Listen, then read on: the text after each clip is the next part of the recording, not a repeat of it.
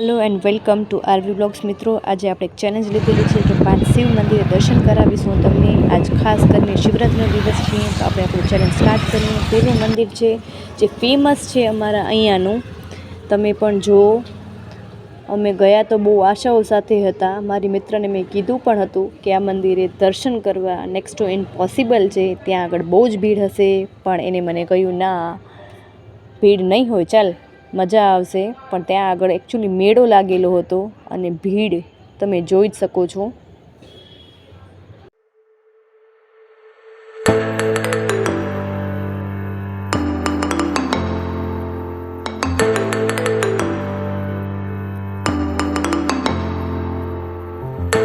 અને મિત્રો ત્યાં પહોંચતા તમે લાઈન જોઈ શકો છો, કેટલી લાંબી લાઈન હતી। લાઈન જોઈને જ મને વિચાર આવવા લાગ્યો કે આમાં વારો ક્યારે આવશે આપણો। તેથી અમે ત્યાં આજુબાજુમાં જે નાના મંદિરો હતા, અંબીમાનું મંદિર, શ્રી રામનું મંદિર, ત્યાં દર્શન કરવા ગયા। ચલો આપણે પણ ત્યાં દર્શન કરીએ અને તમને પણ હું દર્શન કરાવું।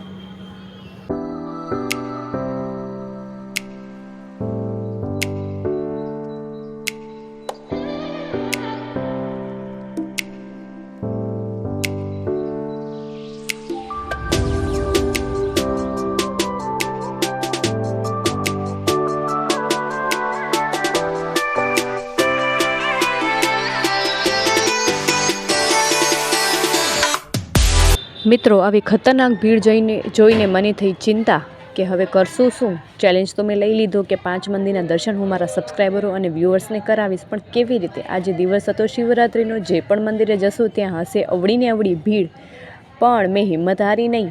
ચલો, પહેલા મંદિરમાં તો આપણે નિષ્ફળ ગયા, બહુ લાંબી લાઈન હતી, પણ second one is better I think.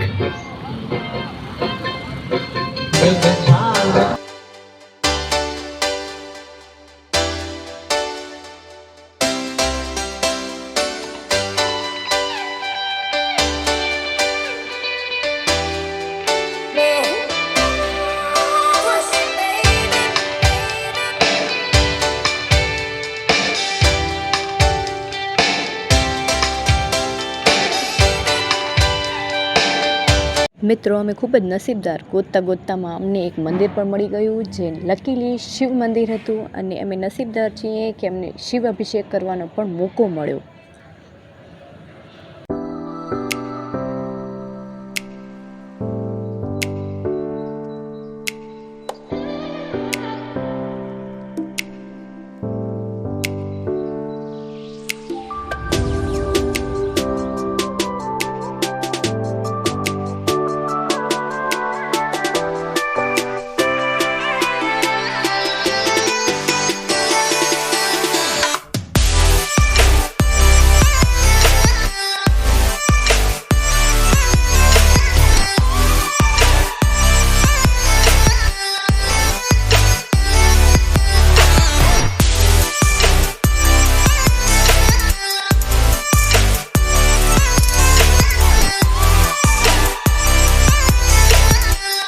મિત્રો પહેલા મંદિરના દર્શન કર્યા બાદ અમે ચાલ્યા બીજા શિવ મંદિરને ગોતવા માટે।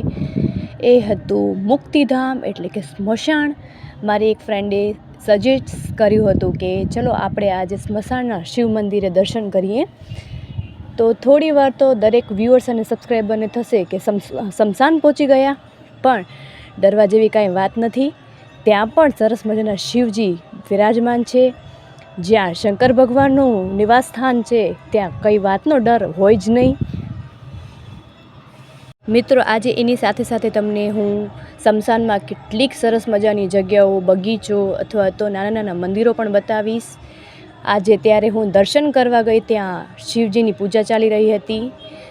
એક આંટીએ મને કહ્યું કે રાતે 12 વાગ્યા સુધી આ પૂજા ચાલશે। અહીંયા પણ અમને ખૂબ જ શાંતિપૂર્વક એમને દર્શન કરવા દીધા, બહુ જ મજા આવી ગઈ। તમે પણ આનંદ લ્યો।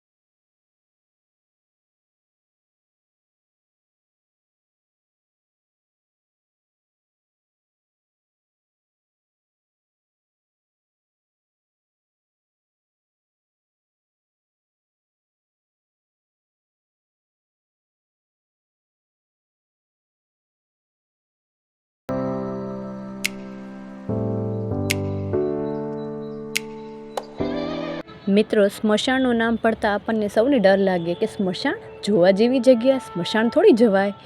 બટ સ્મશાન આપણને દરેકને ખબર છે, સનાતન સત્ય છે, દરેક વ્યક્તિને એક દિવસ તો ત્યાં જવાનું જ છે. તો કેમ નહીં જીવતા જ. તો હું આના પહેલાં પણ એકવાર જઈ ચૂકી છું સ્મશાન ફરવા માટે મારી ફેમિલી સાથે, અને ત્યાં જ મારો આ ડર દૂર થયો કે સ્મશાનમાં કોઈ ડર જેવી વસ્તુ નથી. લોકો કહે છે ત્યાં ભૂત પ્રેતોનો વાસ હોય છે, પણ આપણે સૌ જાણીએ છીએ ભૂતોનો નાથ જે ખુદ સાક્ષાત્કાર ત્યાં વિરાજમાન હોય, તો પછી આપણને શાનો ડર. અહીંયા આગળ મિત્રો મેં એ વસ્તુ પણ જોઈ કે ખૂબ જ સરસ મજાના સુવિચારો પણ લખેલા હતા, જે આપણને ખૂબ જ ઇન્સ્પાયર કરે. અને હા મિત્રો, બાળકો માટેનો પણ બગીચો હતો, હિંચકા હતા, જ્યાં બાળકો એકદમ બિંદાસથી રમી શકે છે, ઝૂલી શકે છે. તમે પણ તમારા બાળકોને લઈને જરૂરથી આવજો, જેથી બાળકોના મનમાં રહેલો ડર પણ દૂર થઈ જાય. હવે આપણે ચાલીએ આપણા ત્રીજા શિવ મંદિર તરફ.